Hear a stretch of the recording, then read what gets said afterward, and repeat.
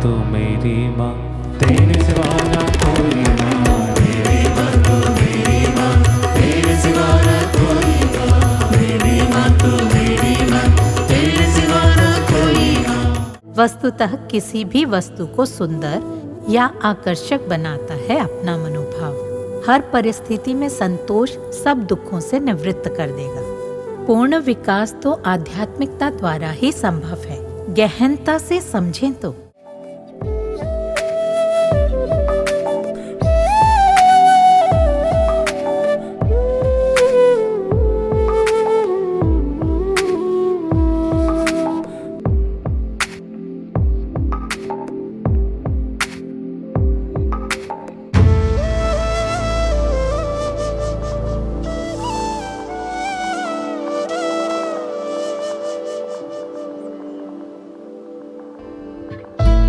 जीवन एक प्रवाह मात्र है। कोई इसे परीक्षा कहता है तो कोई उत्सव, कोई इसे त्रासदी कहता है तो कोई खेल तमाशा।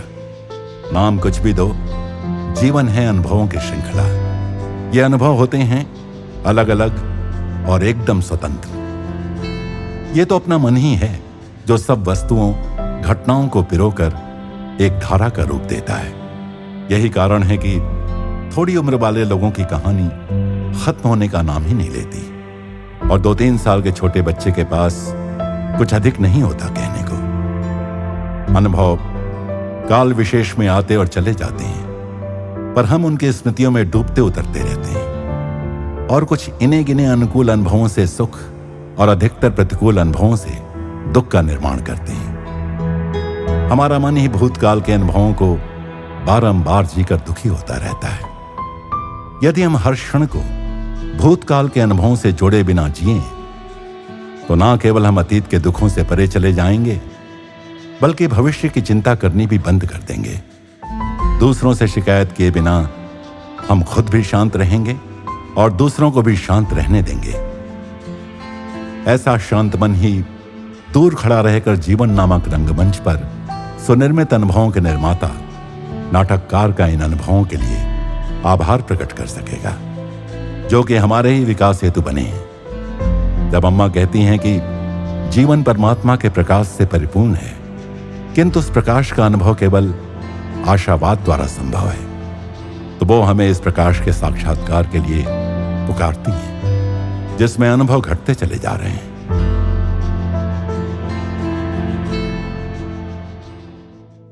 प्रेम स्वरूपी, आत्म स्वरूपी आप सबको नमस्कार। നമ്മുടെ ഈ ജീവിതം എത്ര നാളത്തേക്ക് കൂടി ഉണ്ടെന്ന് നമുക്കറിയില്ല. ഉള്ള കാലം സ്നേഹം കൊടുത്തും സ്വീകരിച്ചും ജീവിതം ധന്യമാക്കണം. മറ്റുള്ള തെറ്റുകൾ മറന്നും പുറത്തും മനസ്സിലെ ഭാരങ്ങൾ കളയണം. നമ്മൾ ആരോടെങ്കിലും തെറ്റ് ചെയ്തിട്ടുണ്ടെങ്കിൽ ക്ഷമ ചോദിക്കാനുള്ള മനസ്സുണ്ടാകണം. അങ്ങനെയൊക്കെ ദുഃഖഭാരങ്ങളൊക്കെ അകന്ന് ജീവിതം ഉല്ലാസപൂർണ്ണമാകും. भागवतम में कहा गया है कि करने को कुछ ना भी हो तो कम से कम पड़ोसी की गाय के लिए थोड़ी घास ही काटो, निठल्ले मत बैठो। परहित के लिए कुछ किए बिना खाना ठीक नहीं। इसीलिए शुरू के दिनों में अम्मा स्वयं 10 कंक्रीट ब्लॉक बनाती तो आश्रम वासियों को भी 10-10 बनाने को कहती थी। हम 10 रुपए कमाएं तो और 10 दूसरों के लिए। हम पराश्रित मोमबत्तियां नहीं, स्वयं प्रकाश सूर्य हैं, बिलौटे नहीं शेर हैं। आत्मा में जागेंगे तभी हम दान राशि के साथ निस्वार्थ सेवा का जीवन जी पाएंगे। दान में श्रम जोड़ दें तो वो दुगना चौगना हो जाए। आध्यात्मिक जीवन के नाम पर केवल जप ध्यान करके कामचोर नहीं बनना, ये अम्मा ने पहले ही स्पष्ट कर दिया था। सबको मिलजुल कर आगे बढ़ना है। जिम्मेदारी, सत्य और प्रेम का भाव हो। अम्मा एक घटना बताएगी। एक नव विवाहित दंपत्ति था। किसी कारण से उनमें अनबन हो गई, बातचीत बंद हो गई। दोनों समझौता चाहते थे, पर पहल कौन करे? दोनों का अहम आड़े आ रहा था। कोई भी टस से मस न हुआ। 1 हफ्ता बीत गया, पर दोनों में से कोई न बोला। एक दिन पति मानो कुछ खो गया हो, अपने कमरे में तलाश रहा था।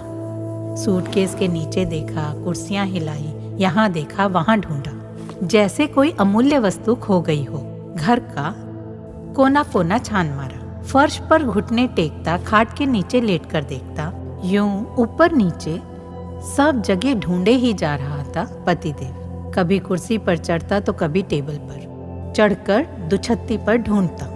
पति को यूं ढूंढते देखकर पत्नी बोली, क्या ढूंढ रहे हो जी? बस पति को यही सुनना था।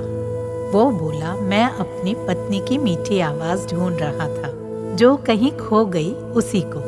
पति की ऐसी प्रेम भरी बातें सुनकर पत्नी पिघल गई। मुस्कुराते हुए पति से बोली, कभी अपनी पत्नी का थोड़ा सा बोझ बांट लिया करो तो अच्छा। तो पत्नी की मधुरता सदा के लिए तुम्हारी। हमारा जीवन कब तक है हम नहीं जानते। जब तक जीवन है प्रेम करके इसे धन्य बना लें। दूसरों की गलतियां भुलाकर मन से बोझ उतार दें। हमने किसी को दुख पहुंचाया हो तो क्षमा मांग लें। ऐसा करेंगे तो दुख नहीं रहेगा और जीवन आनंद से भर जाएगा। आशावादिता फले फूले, इसके लिए हमें जागरूकता से, सावधानी से और विवेक सहित आगे बढ़ना होगा। नए वर्ष में कोई नयापन नहीं, सब दिनों जैसा ये भी एक दिन मात्र है। इसको नयापन और महत्व हमारा अपना संकल्प देता है। तो हम चाहें तो जीवन के हर दिन को नया और सुंदर बना सकते हैं। हमारे परिवार, ऑफिस और जीवन को सुंदर, घृणास्पद या विकृत बनाने वाला अपना मन ही है। एक घटना याद आई। गोपाल का घर वन के पास था जो बहुत मनोरम था। घर के ठीक पीछे एक सुंदर झील, झील के उस पार ऊंचे ऊंचे नीले पहाड़। पर रोज उसी दृश्य को देखकर वो ऊब गया था। आखिर इस घर को बेचकर नए घर के लिए एक रियल एस्टेट एजेंट से बात की और अपने घर को बेचने की इच्छा बताई। रियल एस्टेट वाला चकित हुआ क्योंकि उसने इतना सुंदर घर और इतना रम्य परिवेश अपने जीवन में नहीं देखा था। ये सब उसे एक ड्रीम हाउस सा लगा। तुरंत खरीदने का निर्णय लिया। कुछ ही दिनों में रजिस्ट्रेशन भी हो गया। 2 दिन बाद शहर के अखबारों में एक विज्ञापन छपा जो यूं था, झील के सामने एक संगमरमर का घर जिसके पास है घना वन, गगनचुंबी विशाल वृक्ष और हवा में नृत्य करते फलों के वृक्ष। ऐसे रम्य वातावरण में बना घर बिकाऊ है। विज्ञापन बड़ा काव्यात्मक था। ये विज्ञापन गोपाल ने भी पढ़ा और सोचा, हाँ, ये एकदम सटीक घर है मेरे लिए। कोई और खरीदे इससे पहले मुझे खरीद लेना चाहिए। उसने फोन उठाकर नंबर लगाया। रियल एस्टेट वाले का उत्तर सुनकर सन्न रह गया। सॉरी, ये आपको नहीं मिल सकता। ये आप ही का बेचा हुआ घर है। वस्तुतः किसी भी वस्तु को सुंदर या आकर्षक बनाता है अपना मनोभाव। हर परिस्थिति में संतोष सब दुखों से निवृत्त कर देगा। पूर्ण विकास तो आध्यात्मिकता द्वारा ही संभव है। गहनता से समझें तो।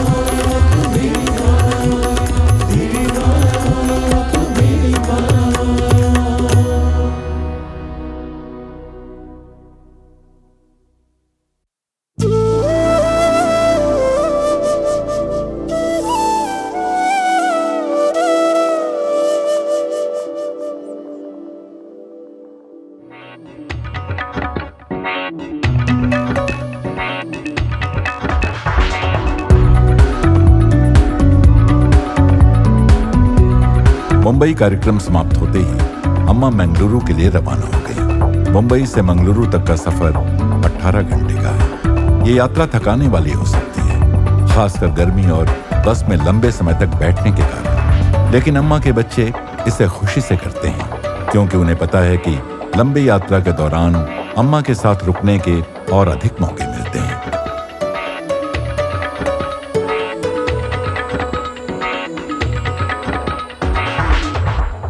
यात्रा समूह ने हाईवे के किनारे एक सुंदर हरियाली से भरी जगह पर लंच के लिए रुकने का स्थान चुना। सभी उत्साहित होकर बसों से बाहर भागे और अम्मा के पास अच्छे स्थान पर बैठने के लिए दौड़े।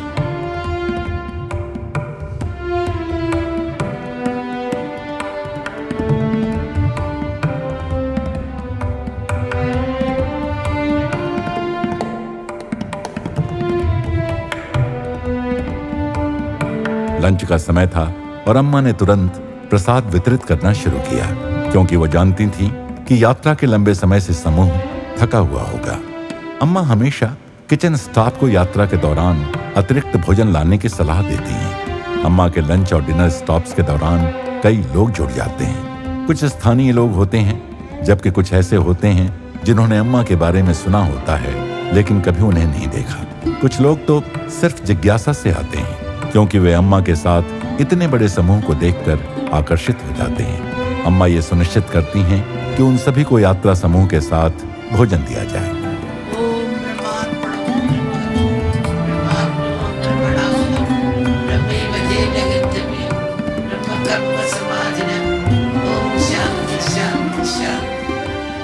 एक भक्त ने कहा, My grandfather used to say something when मुझे आज भी अपने दादा द्वारा कही गई एक बात याद है।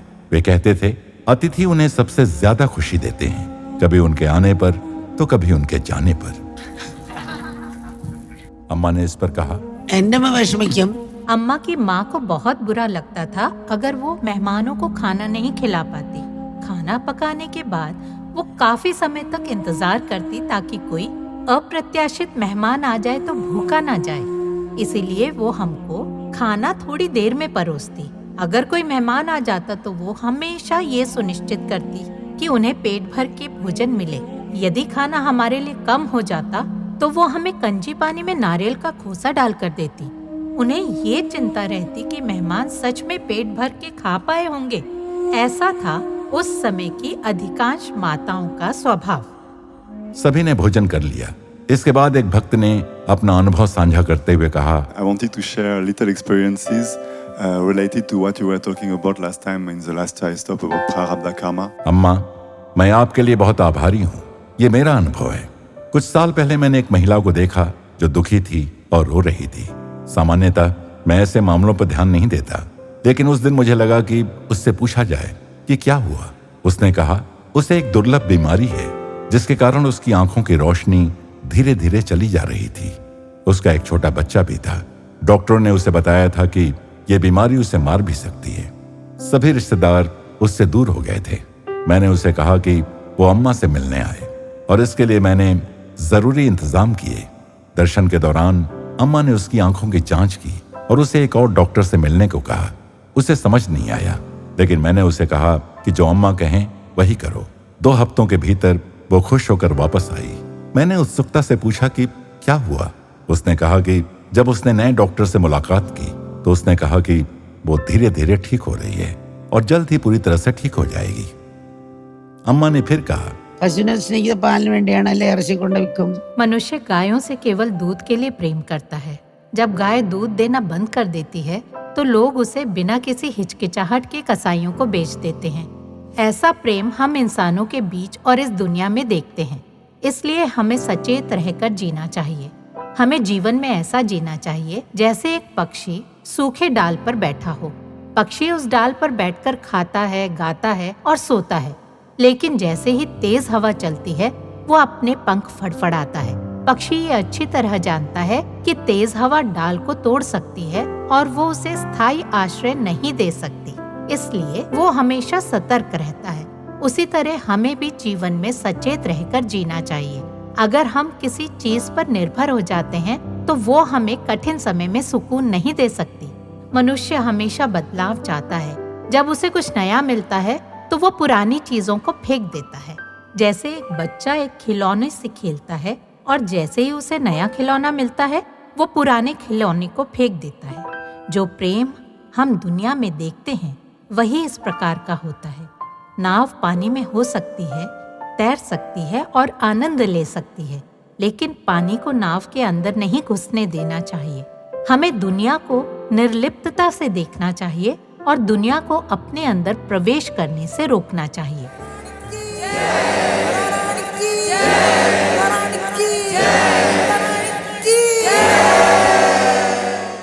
अम्मा ने फिर स्थानीय भक्तों और वहां एकत्रित लोगों को दर्शन दिया।